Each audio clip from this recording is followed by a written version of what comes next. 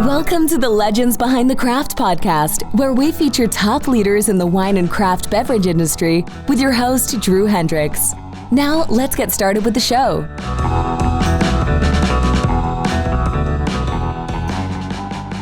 Drew Hendricks here. I'm the host of the Legends Behind the Craft podcast, where I talk with leaders in the wine and craft beverage industry.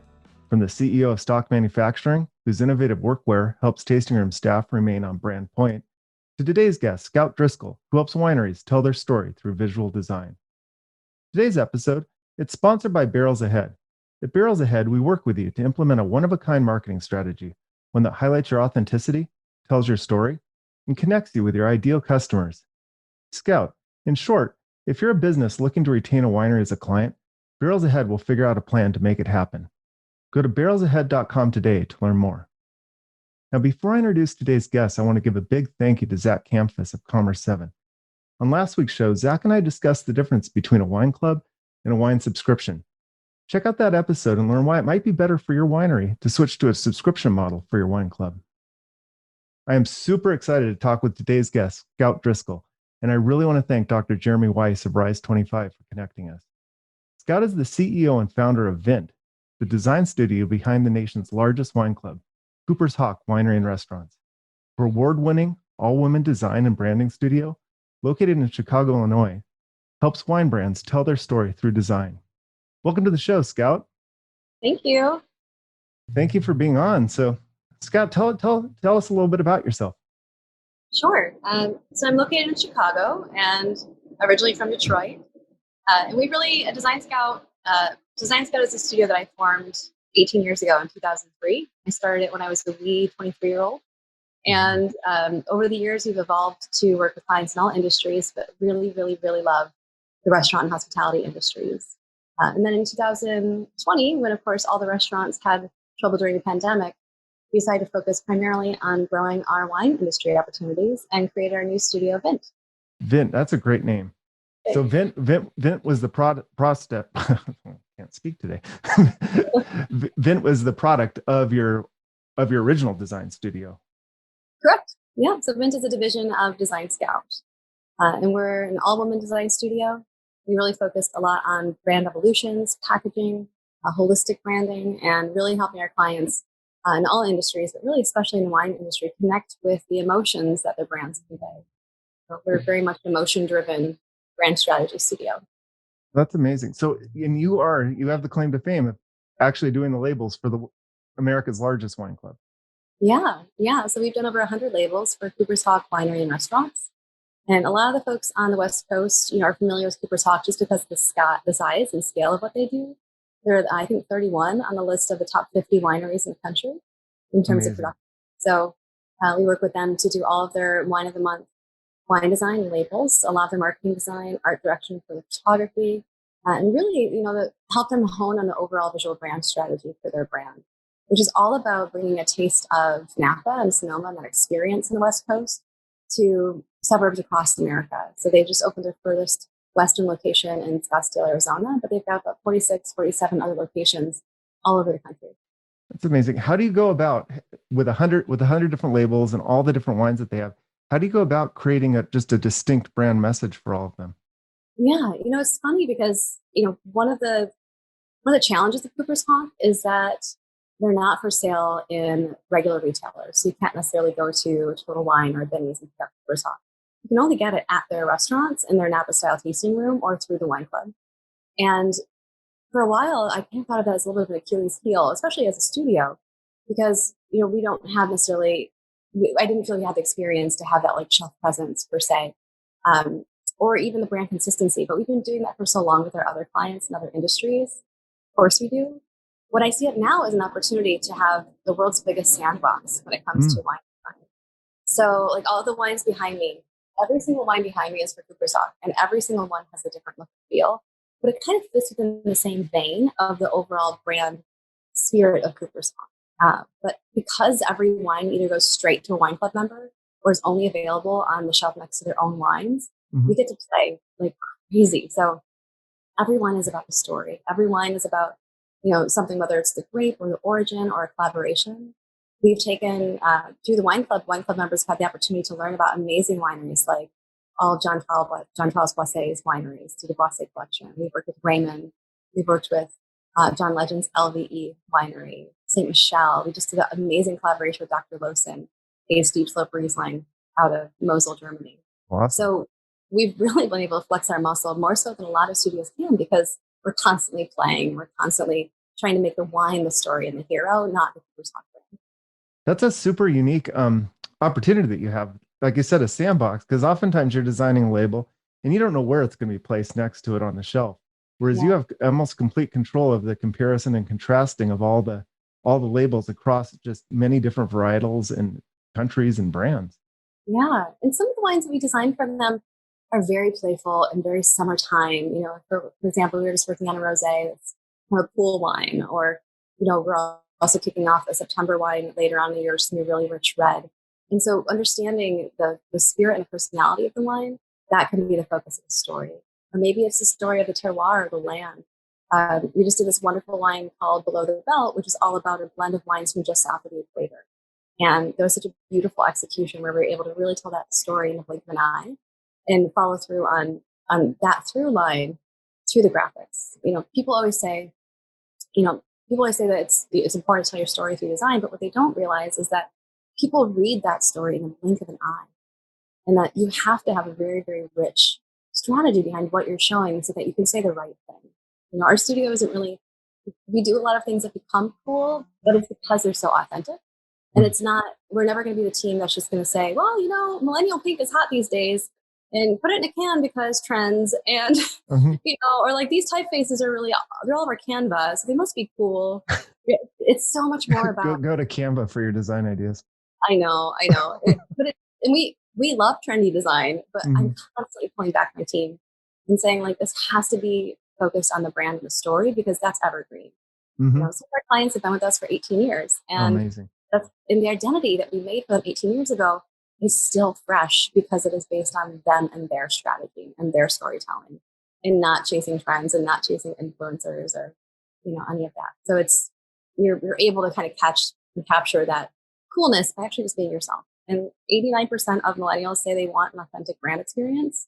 So the best thing you can do is actually serve your story as opposed to, you know, whatever story is hot those days. So that's great advice. Now, at the pre-show, you did show me that Below the Belt bottle, and just to describe it for those people not kind of looking in on YouTube, it's got it's a fantastic label, and then it's split, and the lower part, actually, Scott, you can probably describe it better than I can. Sure. Yeah, I know you can. It's a die-cut label with a rounded top, and the top of the label is the globe, where there's a slice through the label and a beautiful die cut where you see the glass shine through. Like the equator. Like the equator. And the top half of the art is actually a photograph of a painting. And then below, the earth is rendered with the continents knocked out, and it's all in this beautiful gold pursed foil. And what I like about the top part as well is we made it variable data printing. So no two bottles are alike. And the artwork that shows from the canvas at the top of the globe is different on every bottle. So you get this really beautiful series of labels that are really unique and kind of highlight the artistry of the blend. Also, the word below is intentionally upside down on Below the Belt. And I, every other time I look at it, I think we made a mistake. But I'm like, oh yeah, that's on purpose. Got it. That was a story. Okay. But it's so fun to take a wine story where, like, it's South Africa, it's Australia, it's South America. How do we blend that story and have it, you know, again, visible at the blink of an eye? That's so important. In the blink of an eye, I could tell that was from down under. Yeah. I mean, you did an incredible job of having that label actually embody the wine. At least for me. Not that I've tasted it, but it looks good. Right? Now, I didn't catch that the first time. So on that variable data, you basically took a little subsection of the entire canvas. Yeah. I don't think I've seen that before in a wine. I know, like, the artist series, you know, a lot of wineries have artist series, Kenwood artist series. But I've never seen one that has that amount of variation. Yeah. So every wine is a little different snippet of a much larger canvas. Oh, that's fantastic. And it's very similar tones, so they look like a family when they're together. It's not like one is Picasso and the other one Cezanne. It's all the same painting, but it's a really neat way to get that variation, which I love. That's fantastic. As you're designing labels, what advice would you give actually, I'll rephrase that. What do you think is one of the biggest mistakes wineries are making today when they're designing their wine labels? It's a hard choice or hard question. I think, one thing that's really, really important to us now that has probably changed considerably in the last 5 or 10 years is making sure that you understand the meaning of shelf presence today. Shelf presence 5 years ago meant my wine's on the shelf with other wines or other wines in the category, or, I'm at Benny's and I'm searching for something. Be able to recognize your product and also to be able to look like the category that you're in. The Napa Cabs look like Napa Cabs. Mosel Rieslings look like Mosel Rieslings. French, Alsace wines are from the same feeling visually. And I think that's important to kind of scratch that itch of the aesthetic of the wine that you're selling. But what's even more important now is that label is so differentiable, not just on the shelf, but on your screen and on the palm of your hand. Seeing that, direct-to-consumer sales are up by 16% by volume this year, which is no surprise given what everyone's experienced with the pandemic. It's never been more important that your wine is recognizable and differentiable at a centimeter tall. So whether it's on Drizzly and a tiny little bottle shot, or whether it's on Instagram and someone is sharing a moment of their life, chances are, even for people watching this video on their phone, like you need to be able to see what that line is. Very, very, very small. So a lot of times people have incredibly tiny type, or they're putting in too much story, or they're trying so hard to look like the category of wine that they're in that they're losing that differentiation. And all people are seeing are their price tag. And when you're on that, page of online shopping and it's all the wines in the same category and they all look the same, you're really getting people shopping by anything but your story or what's in your wine or what makes it unique and different. That's an excellent point. Think about your wine label a centimeter tall. Can you pick yours out from the rest? Yeah. And also people have such little control now over where their wine appears. And everyone's pushing Instagram so much and everyone's doing a lot of Instagram lives and tastings, and the whole world is just moved into these tiny, tiny little places. And I feel like it's almost like the film industry, was griping 5 years ago saying movies are not meant to be seen on the phone. And now, I sit on my Peloton working out, watching TV shows or movies, and I'm like, yeah, they're this big. Yeah. But that wine is meant to be seen on a phone now. And as much as that might, people might be drawn into that kicking and screaming, as long as people are selling wine on third-party websites and on third-party retailers and things like that online, you really do have to compete that way. And you're seeing a lot, bigger labels. You're seeing a lot more colorful and vibrant labels. We can execute labels that feel very on brand for certain genres of wine. Our studio is known, though, for being a little more contemporary and pushing the envelope a little bit in terms of wine aesthetic, which kind of helps you stand out. But people really do need to make sure they're leaning into that recognizability. It's almost like thinking about it as a billboard. If someone's driving by at 65 miles an hour, if they're scrolling by 4 scrolls a minute, you really want to stop them in their tracks. And that's something that we can be really aware of as we're designing. That's a great point. Speaking of phone and telling your story and wine labels, what are your thoughts on the recent trend towards augmented reality labels? Yeah, I really like it. I think as AR technology has changed and you're able to do web AR. So, as you know, Google and Apple have come out with the opportunity to do AR right in your browser. So you don't have to download an app anymore. I think that's the opportunity for it to jump to the mainstream. And so you can begin to tell that story without that added step, that interstitial step, to make it a lot more accessible. And to make it accessible to people who are really, by and large, drinking the most wine, which is Gen X and Boomers. So I think there's a lot of opportunity. People are going to start experiencing that all over the place. We've actually been looking into that a lot lately at the studio. We just need that client to give us $60,000 to pull it off. Yeah. Let's find you one. Anyone? Oh, okay. But yeah, we would love. I like it because it actually liberates the story from the bottle a little bit, especially if you can jump out. Like before, you basically had to cram everything into the back label because that's what you had. But through QR codes and through augmented reality, you can actually just liberate. Well, I say liberate, but expand that story and allow people to get as much as they want or as little as they want from that story through their phone or through their computer. And I'm all about quality in wine, but I like making it more accessible. And when you integrate AR, you're adding a sense of humor, a sense of fun, a sense of playfulness to wine, and and that just adds so much more to the experience to me, especially because people are drinking wine at home. I don't think AR at a really beautiful restaurant where I'm spending a lot of money on a bottle of wine, like it might not always be appropriate, just like it's not always appropriate to take a photograph of your amazing dinner at Alenia. But Mhm. at the same time, people aren't really experiencing wine that way currently. So why not make it an experience at home? And opportunities for tasting notes, opportunities even for small wineries, just to pull up a video, floating next to your bottle of your winemaker discussing their experience. And, I think my favorite winemaker story the other day was from Instagram Live, and he was saying, like, I make 10,000 cases because that's as many as I can put my nose in. Like, that makes sense. Like, he's like, that's how much wine I can personally smell Uh-huh. every day, or get in there and test throughout the season. So stories like that can come to life on your wine label. Tying it in that taking some of what we've learned from Instagram over the last year and pulling that into that current drinking experience to AR could be really fun. Yeah, that is so important to make the label as as this doorway to accessibility. Because for so long, like when I started 30 years ago, labels were as opaque as can be because I dealt mostly with European labels, and you learned everything about the label because you knew the region was from, or Mhm. because it was from this region, you knew it was this varietal. Because it was in this bottle shape, you knew it had this varietal in it.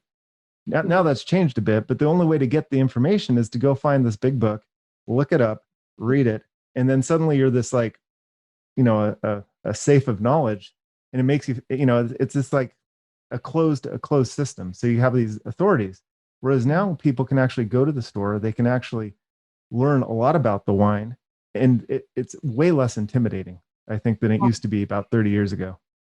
Well, wineries are communicating so much more now, especially smaller and independent wineries.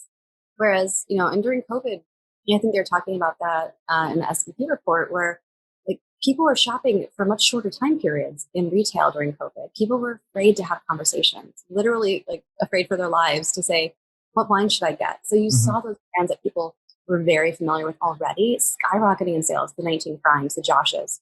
So so if that conversation isn't happening at retail, and it's going to be a while before people feel comfortable engaging in conversation with retail employees, like let's make your packaging and your online story carry the weight for that. And so I think it's been so fun to watch the wine industry kind of make this monumental shift to telling stories and telling them in ways that are very accessible to consumers, like Instagram and Facebook Live, and getting out of their comfort zone a little bit. And the ones who have gotten out of their comfort zone are the ones that are really seeing success. And I think it's going to help finally right the ship in the direction that it has to move for these younger wine drinkers and for people who are used to those more candid experiences.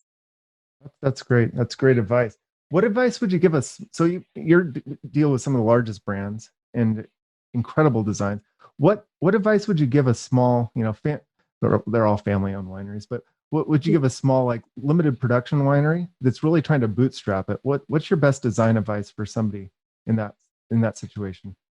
Yeah, and we work with bigger companies, and Cooper's Hawk, like I said, is pretty huge. But I built my business on owner occupied brands. Mhm. My whole career, I've had such a love for entrepreneurs and startups, especially selfishly as an all woman business for female founders and woman founded brands. But for us, it's all about emotion and really beginning to think about your brand. And and I say brand because I really mean more than just your label. I think a lot of wineries can think it's about the label first and foremost. And of course, it depends on where you're selling and what channels you're using. But what's really important about your brand is how you make people feel. People are going to buy a Cabernet because they want a Cabernet. People are going to buy your Cabernet because of how you make them feel. And getting in front of that emotion and that core North Star to your brand at the very beginning and letting that influence all of your decisions is going to make your brand so much stronger and so much more appealing and really, find the authentic voice for your brand. So with our clients, we usually begin with a brand compass and we begin to think about that North Star for your brand and what is that emotion? And by that, I mean like, for example, Disney, Disney's North Star is magic. Every single thing that Disney says, shows, does, has that feeling, that little Tinkerbell of magic. Harley Davidson is about independence. The open road, it's about that feeling of the open road that appeals to blue collar, white collar, everyone. What is that for your winery? What is that feeling? Whether it's the terroir, the space, I'm working with a new winery in Oregon, and it's in this beautiful canyon, and she's like, it's just majestic. Like there's just this feeling that you get when you're here. Like that's amazing because that's what we're trying to convey. So really think about your emotion. Really think about core tenets. There's a great exercise you can do called the brand key as well, which is a 9-step exercise that really helps you through understanding clarity for your brand. I highly recommend that if you are just getting started, Google it. I didn't invent it as a common marketing tactic, but the brand key process is 9 steps to really give you clarity in terms of your brand. That's going to become the litmus test and filter through which you make all of your choices moving forward. Am I modern? Am I traditional? Am I playful? Am I reserved? Am I aspirational? Am I approachable? Like all of those questions will be answered by going through a process like that. So once you go through the branding, once you figure out your North Star, then the label just kind of falls into place, and there's actually some guidance on that. Exactly. And it's not even a label only. That's what does your tasting room look like? That's, wow, should I can this? Should I put it in a box? It really starts to begin to align, with your values, with your personality, with your target audience, understanding your demographic, understanding what everyone else in your demographic is doing that you can stand out just a little bit from and bring that to life. So we really highly recommend focusing on strategy first, and then it will filter down to everything that you do. And those are the brands that you love, right? And those are the brands in wine that we all connect with and see and instantly want to be part of. And, the ones that are even those are super trendy, are trendy because they have that wow moment. Like I keep thinking like babe wine, where it's like just fun and playful and party and boat wine. I'm like I want to be part of that because I know what they're selling me. Or 19 Crimes. 19 Crimes is about it is about the feeling of the Australian criminal diaspora. It has nothing to do with the wine in the bottle. Like it's really about it's more about freedom and rebellion and like making a stake, and like that feeling is why you buy that wine. And of course the AR is just a delightful way to bring to life. Also Snoop Dogg. So that's good enough for me. That's great. So going back to your new venture, VINT, what is the North Star of VINT? So VINT is really about authenticity. And I know it's a real buzzword, but it's about finding that rich storytelling and finding that authentic voice in your brand and bringing that to life. And that's just one part of what makes us different. And for us, authentic means a lot of ways our ego-free work style. I think, in the wine world, especially, and really in the whole design world, there can be a lot of ego. And, you would never hear our studio say that we knew better than you. Because the whole goal is to find out who you are. And no one knows better who you are than you. So it's really, about authenticity in the way that like we just have a very ego-free style. My studio, in 18 years, I've never given promotion because I don't believe in ladders. I really, truly, I give raises and I give more responsibility and I have leadership, but there is no ladder here. Every project that we work on is collaborated on by the entire team. Even our HR person weighs in on design concepts. So it's just a very humble, very collaborative, very kind approach to beautiful, authentic design. That's a great approach. You talked a little bit about the 8, the brand key. What is your label design process when a new winery comes in and selects you to design their new label or their new brand? Yeah, so we definitely begin with brand strategy and in understanding either what's happening in the existing brand strategy or what is happening in that seed, it's just beginning. So it kind of depends. Our process varies on how established a company is. But for us, it's always about that story, about finding that strategy, honing in on those emotions and those core tenets of the brand. And the core tenets are really the hows and whys, right? Beyond that, wine design, and at the end of the day, it's a 4x6 inch of sticky paper. It's not rocket science, but it is rocket science. So beginning to hone in on what we're trying to accomplish with that wine is where we start. So we talk about the overall storytelling, we talk about the competitive set, we talk about the themes and overall genre of design. And sometimes, a client will want to see a huge variation in that. I mean, there have been decks that have left our studio that go that go everywhere from like Austrian mountain dirndl, like literally looking like a dirndl, to punk rock, to, very traditional, like, Austrian like flag inspired design. So it really, really varies. But starting to hone in on the overall visual approach and style is really important for us. And then, of course, we'll present a number of concepts. We always show at least 3 to 5 concepts for a client, and understand, of course, all the COLA regulation or TPP regulations and submitting for COLA and all of that. But it's usually like a 6 to 8 week process to get us from beginning to end. If we do it on a larger scale. For a smaller budget, more nimble projects, we're always happy to speed it up a little bit too. That's great. And you brought up a good point, though, about design, is especially in wine labels, and there's a lot of regulations of what you can and cannot have on a wine label, which is important to actually look for a design firm that's skilled in actually doing that versus skilled in just kind of creating a design. Absolutely. How did you guys, I mean, obviously being part of the largest wine club, you've got the tech, and you know the parameters that it takes, but how hard is it to get some of your labels passed? Some of the things that surprise us are just wording. It's not usually, when it comes to like everything must be 2 millimeters tall, or a certain, your ABA has to be 2 millimeters tall, things like that we've got covered. But it's usually, if we describe something or, adding hyphen inspired behind something, or like, inspired by the French Alps. And then it's like, no, French Alps inspired wine, or, American wine blend. So it's usually just like little wording things that we have to tweak here and there. But being careful with things like numbers, like I would love to say this was the 9th version of something. Or for example, we just did our 6th collaboration with Jean-Charles Boisset, and we could never write 06 on the label because it wasn't an 06 vintage. And being aware of little pitfalls like that, so we can push the envelope a little bit sometimes. And sometimes it depends on who you get to review your label.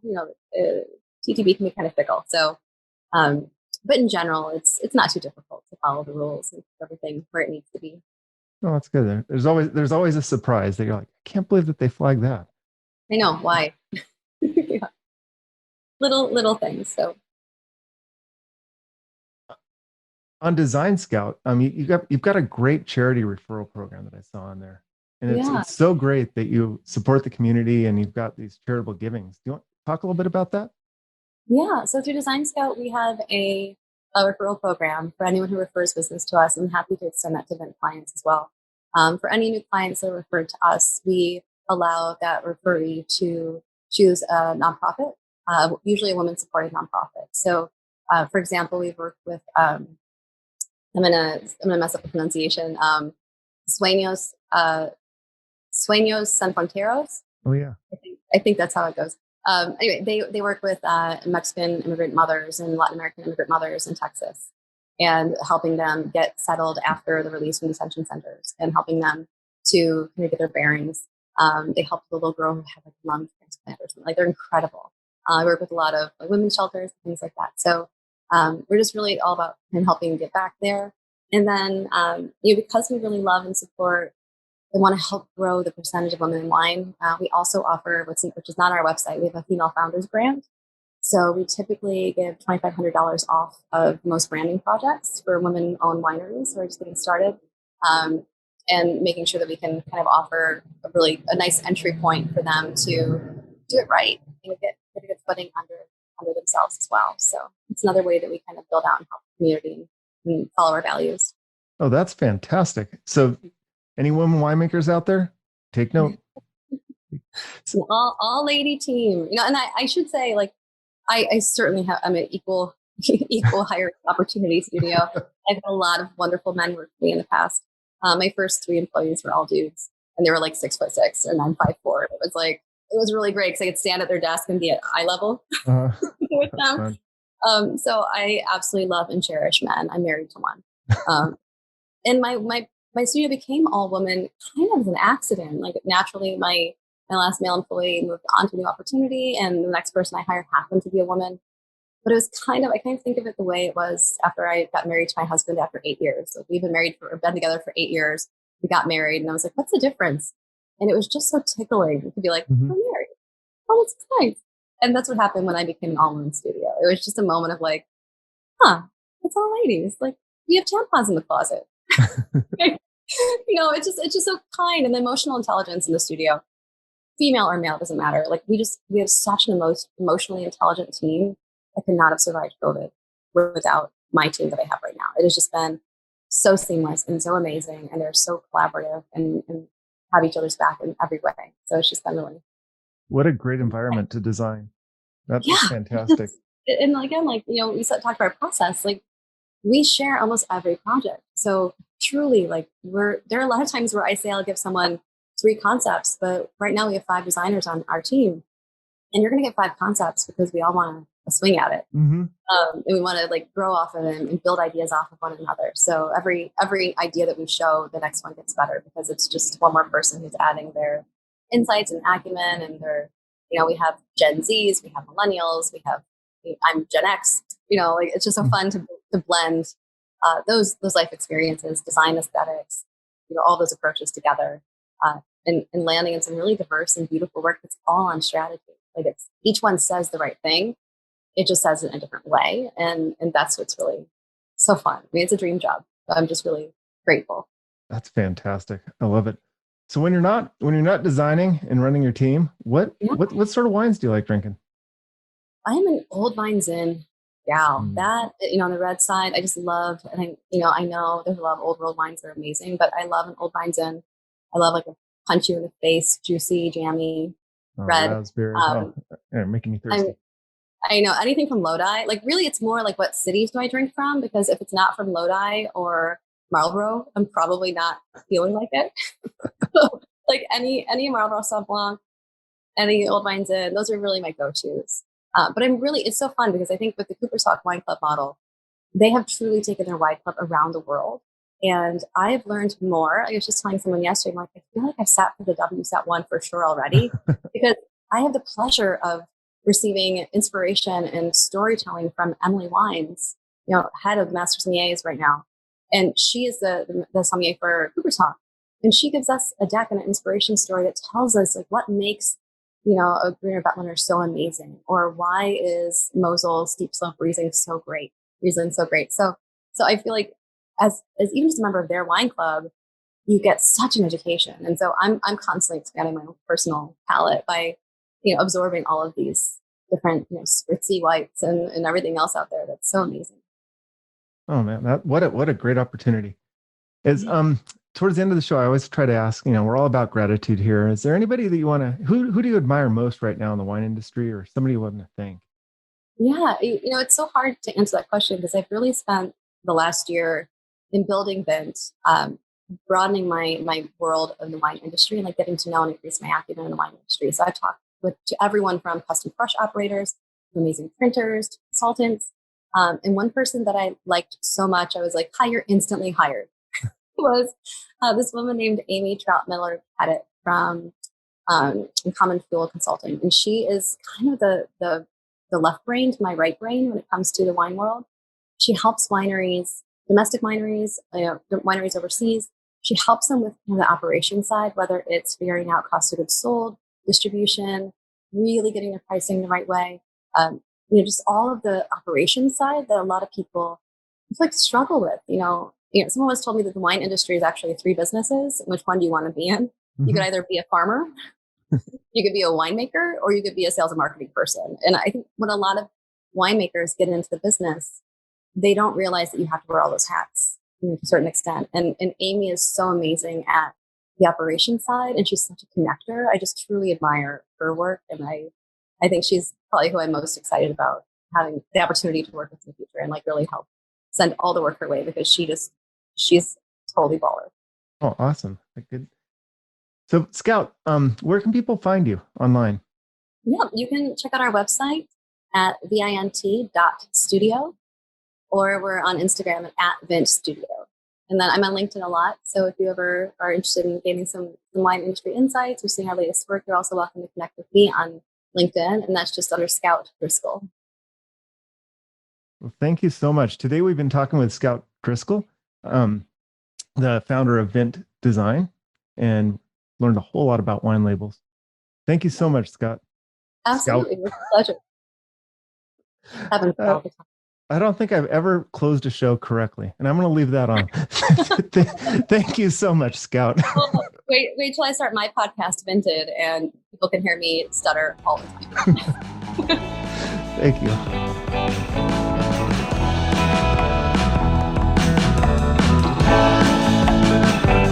Thanks for listening to the Legends Behind the Craft podcast. We'll see you again next time, and be sure to click subscribe to get future episodes.